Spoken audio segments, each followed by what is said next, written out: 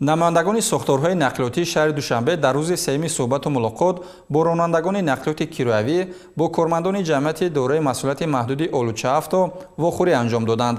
Дар ҷараёни вохӯрӣ масъалаҳои таҳкиму тақвияти хизматрасонӣ дар нақлиёти кироявӣ мавриди баррасӣ қарор гирифт. гузориши Умеди Саъдулло ва Асадуллои Қурбон дар ин бора.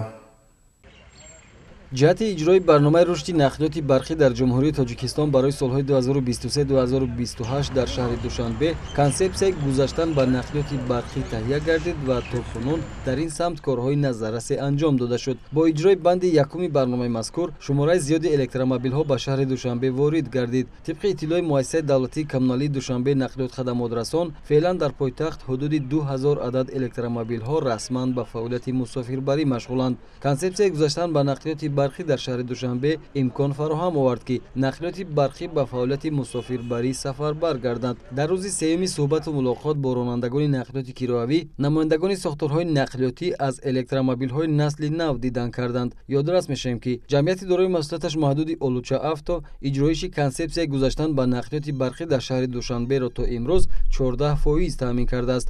Ин электромобилҳо истеҳсоли бонуфузтарин ширкатҳои ҷумҳурии мардумии Чин буда ҳар тамғаи он хетчбек, седан ва ҳамаҷогард аз ҳамдигар тафовут ва бартарияти зиёд доранд. Намояндагони ширкат мегӯянд то имрӯз дар хизматрасонӣ 141 адад электромобил доранд. Дар ширкати мо ҳар рӯзи бо намояндагони устодони пажӯҳишгоҳи илмии тадқиқотии донишгоҳаи техникии Тоҷикистон омӯзиши курсҳои одоби муошират, такмили иқтисод бо ронандаҳои Олуча таксӣ гузаронида мешавад.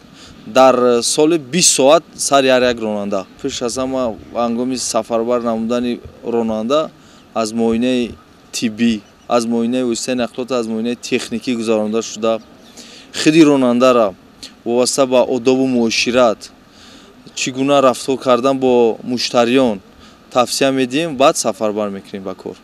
Дар мулоқот бо кормандони ҷамъияти дорои масъулияташ маҳдуди Олуча авто роҳбарияти сохторҳои нақлиётии пойтахт таҳким бахшидани хизматрасонӣ дар фаъолияти ҳамарӯзаро тақозо карданд. Гуфта шуд ки ронандаи таксӣ масъул ва вазифадор аст ки фаъолияти худро бо риояи шарту талабот ва муқаррароти оинномавӣ, иҷозатномадиҳӣ ва қоидаҳои ҳаракат дар роҳ ба роҳ монад. Бо нигаронӣ иттилоъ дода шуд ки аксар таксиҳо дар дохили истгоҳ ва гардишҳо дақиқаҳои зиёд таваққуф карда ба ҳаракати автобус ва дигар нақлиёти калонҳаҷми мусофирбарӣ халал мерасонанд. Муовини сардори шуъбаи бозрасии давлатии автомобилии раёсати вазорати корҳои дохилӣ дар шаҳри Душанбе гуфт, дар як моҳу 20 рӯзи соли 2024 таксиҳои Олуча авто беш аз 100 маротиба қоидаҳои ҳаракат дар роҳро вайрон карданд. Дар ин муддат таксиҳои ҳамаи ширкатҳо ба қоидавайронкуниҳои зиёд роҳ доданд ки маблағи қоидавайронкуниҳои онҳо танҳо аз маркази шаҳри бехатар ба 103 000 сомонӣ баробар шудааст. Дар фарҷоми мулоқот миёни ронандагон ва роҳбарони сохторҳои нақлиётӣ